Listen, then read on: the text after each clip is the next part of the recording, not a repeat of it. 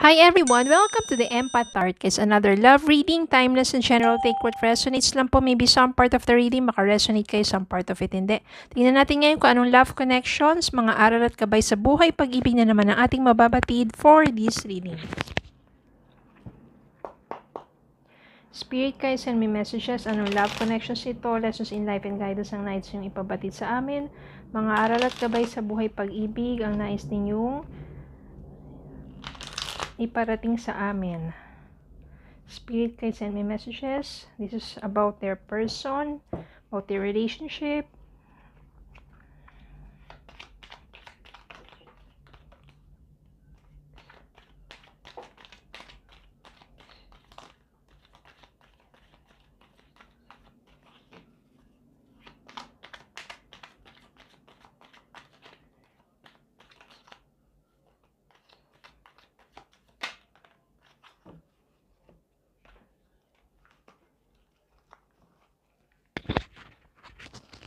Knight of Cups, Queen of Swords, Five of Swords, the Emperor, King of Swords, Six of Wands, King of Pentacles, Death, Tower, Page of Cups, Eight of Cups, Four of Swords.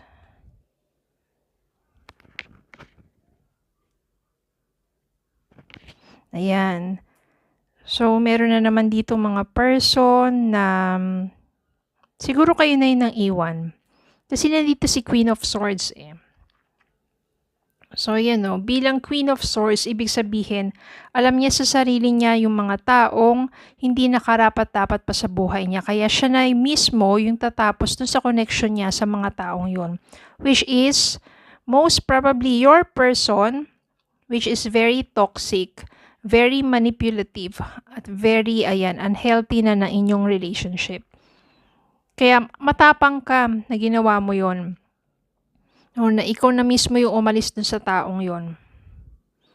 Ikaw na mismo yung nagputol ng inyong koneksyon. Ikaw na pinalaya mo na yung sarili mo sa ganong klaseng relasyon na kung saan ng una sobrang na-manipulate ka.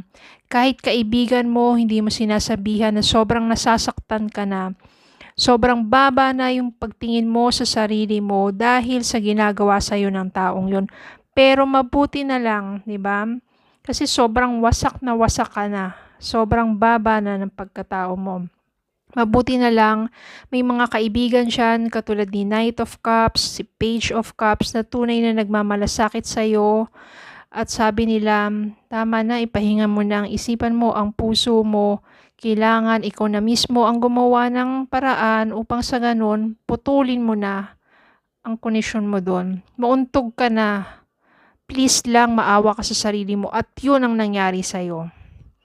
Nauntog ka na sa katotohanan, nagkaroon ka na ng lakas ng loob, naputulin na yung connection mo sa taong to, kaya ikaw na mismong umalis dito.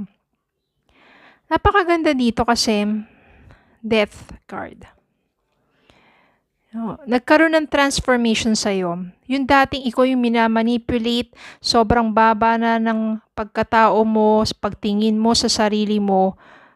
Suddenly, after some realizations, at unti-unti mo nang nabuo ulit yung sarili mo, and you realize na yung taong yun ay hindi naman talaga karapat-dapat sa buhay mo, and you realize that your self-worth, you transform into someone who's very beautiful and strong.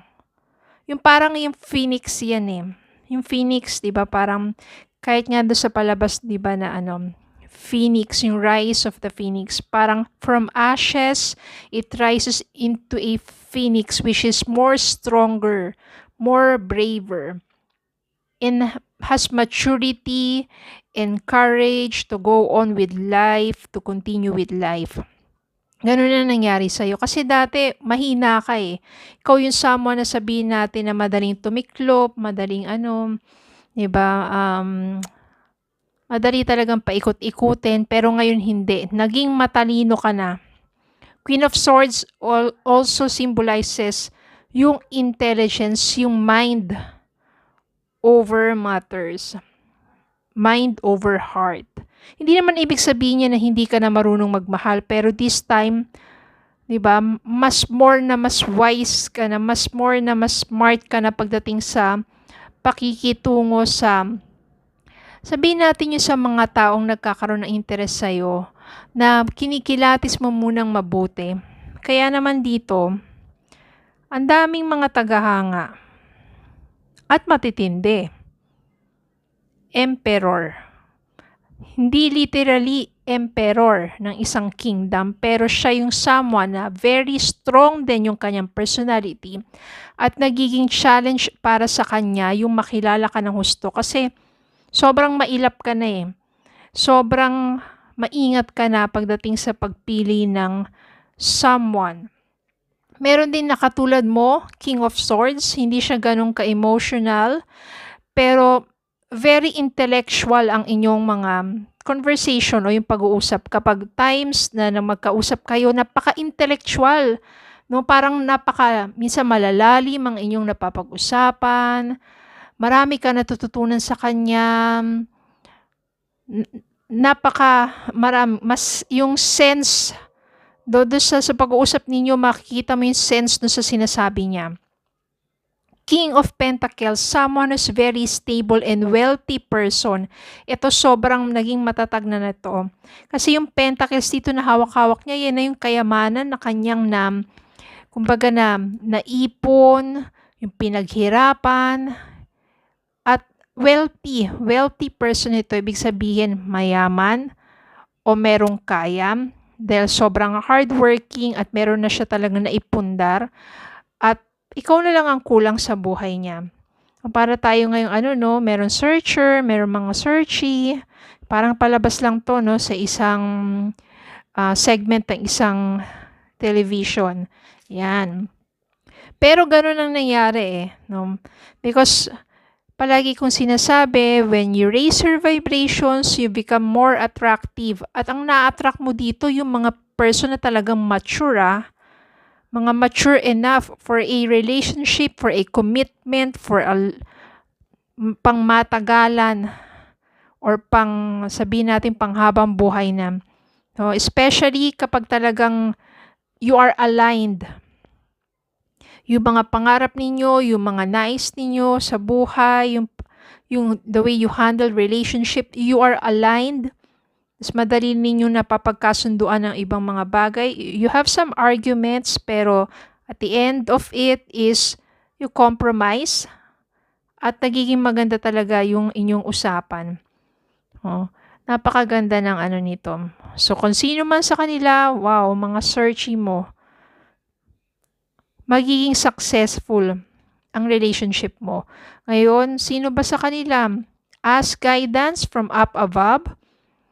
Look for a sign na kahit sino man sa kanila, it will give you a success in relationship this time. Kasi hindi mo na rin naman nahahayaan na maulit yung dati. 'Di ba? Na yung maling pagtrato sa'yo. This time, alam mo sa sarili mo, matapang ka na eh. Hindi mo nahahayaan ulit na tratuhin ka ng hindi tama. At masisense mo rin naman yon sa kanila. Sino ba talaga sa kanila? Look for a sign. Ano pong sign yon, Spirit Guide?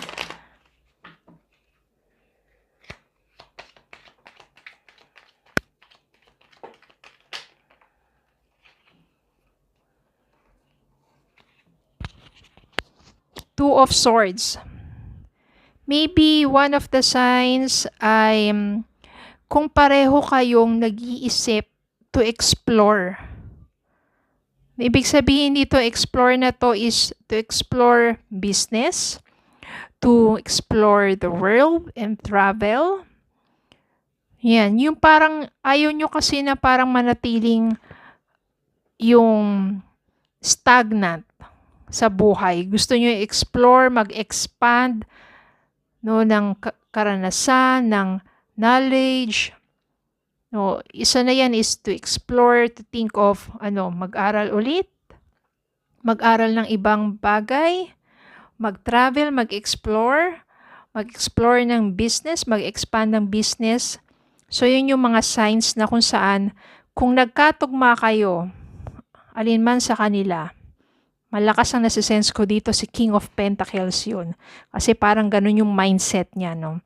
About explore, expanding, business, travels, yun. Kung alin man sa kanila yun, it will be a successful naman.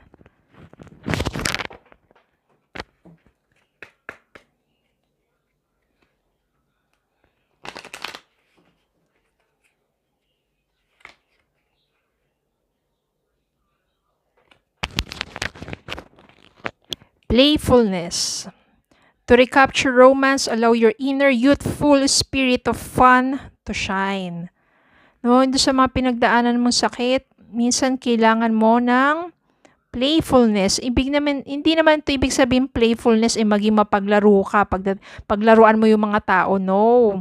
Ibig sabihin naman yung pagiging youthful mo, yung energy mo, no, so that you will have fun in your life and to recapture romance once again.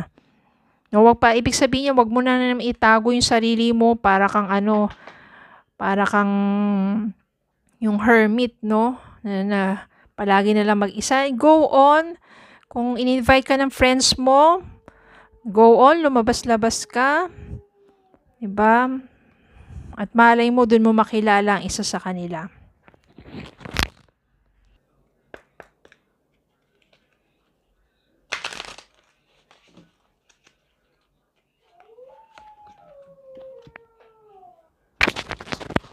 Surrender. Sabihin, surrender mo sa universe or kay God what your heart's desire. Ano ba ang nais ng puso mo? Another romance, another love with someone who is mature, responsible, hardworking, wealthy, intelligent. Ano ba yung desire ng puso mo? Someone is very loving, caring, diba? Someone who has faith, strong faith. Someone who can communicate openly. Someone who will treat you good, who will treat you better. Someone who will cherish you. Ano ba ang desire ng puso mo? Surrender it to God. Surrender it to the universe. And just believe that someone is waiting there for you. The right person for you. Okay, so yun lang po. Maraming salamat po for watching. Please don't forget to like, share, comment, and subscribe. Follow me on Facebook and TikTok. Have a good day po and God bless.